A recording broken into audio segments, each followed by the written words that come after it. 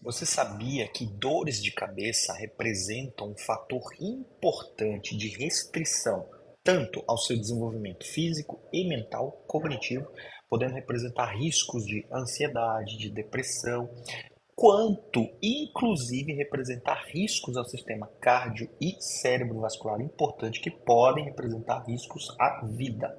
Então vamos discutir um pouco disso a respeito disso aqui nesse conteúdo.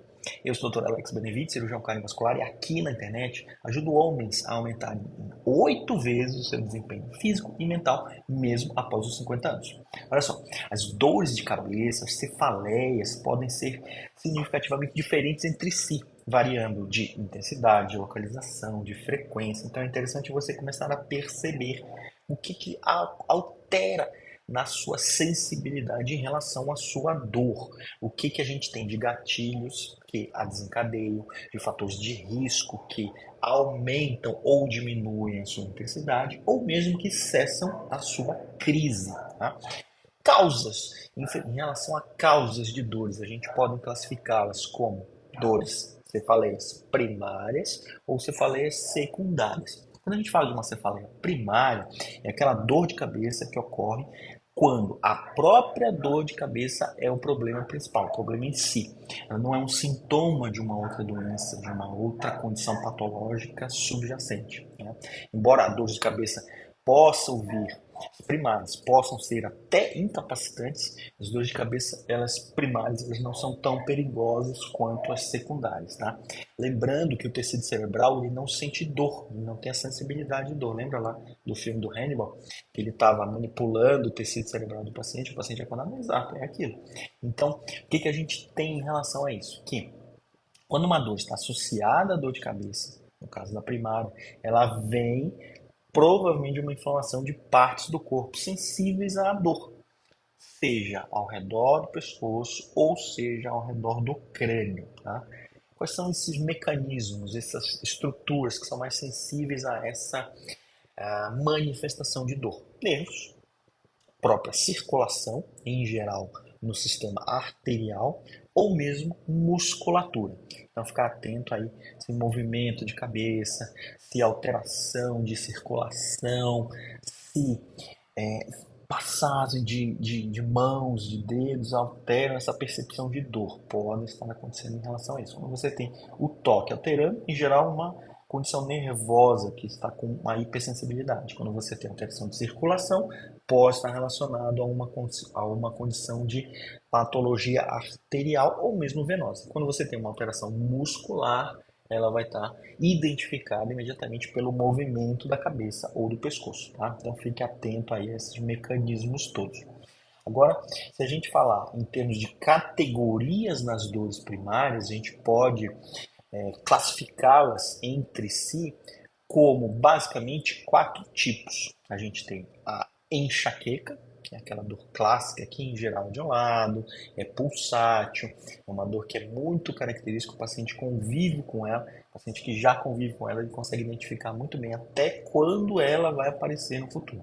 Uma cefaleia tensional também está relacionada a alterações de normalmente musculatura do pescoço, tá? Dor de cabeça hipnótica, é uma outra classificação interessante. E o que é uma dor de cabeça hipnótica? É uma forma um pouco mais rara de dor de cabeça que ocorre em pessoas a partir dos 40 anos, mas em geral mais próxima aos 80. Ela é a única que é uma dor de cabeça que ocorre exclusivamente à noite, normalmente durante de 15 a 60 minutos. Tá? Pode ocorrer todas as noites, podem ser globais, generalizadas, como a gente chama, e podem, de uma forma mais comumente, não estar relacionada com nenhuma outra patologia, como coriza, como lacrimejamento, como algumas alterações de outras estruturas cranianas. Tá? Existem tratamentos específicos para esse tipo de dor de cabeça que normalmente não respondem a medicamentos habituais para cefaleia de, por exemplo, as tensionais, que são as mais comuns. Tá? Existe um outro mecanismo que chama dor de cabeça em salvas. Ao contrário do que a crença popular preconiza, uma dor de cabeça em salvas não é um grupo, um agrupamento de vários tipos de dores que vão se alternando no tecido craniano, no tecido cerebral. O que acontece nesse momento? Uma cefaleia em salvas, ela é um tipo de cefaleia de duração relativamente curta em relação à enxaqueca. Ela pode durar ali em torno de 20 minutos, no máximo uma até uma hora e meia. Ela é sempre unilateral nesse período, nesse momento, nessa classificação. Ela acaba se aproximando da enxaqueca, tá? Mas ela está relacionada com algumas outras alterações, principalmente de mucosa, que remete ao nariz, um nariz entupido, mucosa dos olhos, um lacrimejamento, uma própria pupila dilatada, podem ser alterações importantes. Um outro detalhe que pode estar junto com ela é uma pálpebra caída. Então, todos esses fatores podem estar relacionados a esse tipo específico de cefaleia, tá? Uma outra coisa que a gente precisa ver aqui é que as dores de cabeça tendem a ocorrer várias ou muitas vezes durante o dia, em um período de dias ou até semanas. Imagina só uma pessoa ficar com enxaqueca durante semanas. Isso vai com certeza comprometer seu desempenho físico. Ela não vai conseguir fazer suas atividades físicas, seja no trabalho, seja atividades de lazer, muito menos atividades de exercícios físicos regulares de uma forma adequada. Tá? Então, tratamentos para esse tipo de cefaleias a gente pode individualizar e pode intensificar mais de acordo com o quadro. Tá? O que a gente tem em relação a isso? A gente tem tipos de medicações que podem agir de diferentes tipos de repercussão no tecido muscular, tecido circulatório ou mesmo no tecido de nervoso. Tá? Agora a gente vai falar um pouco de doenças, de dores de cabeça secundárias. Uma dor de cabeça secundária é uma dor causada por uma condição desencadeada em áreas sensíveis à dor que não o tecido craniano especificamente. Ela vem de alguma outra área, alguma outra região, alguma outra estrutura. Em geral, no pescoço ou extracraniano. Dores de cabeça secundárias são raras, mas também podem ser muito mais graves do que as primárias, dependendo do mecanismo de ação. Uma dor de cabeça secundária pode ser um sinal, inclusive, de tumores cerebrais, sejam eles intra ou extracranianos, às vezes tumores meningianos, as meninges são as membranas que recobrem o tecido craniano, podem ser um fator de dor importante. Aneurismas cerebrais, aneurisma de artérias do pescoço, uma própria infecção do tecido cerebral, nessas meninges que a gente denomina de meningite, seja ela de classificação de etiologia bacteriana ou de etiologia viral, pode representar um fator importante de cefaleia.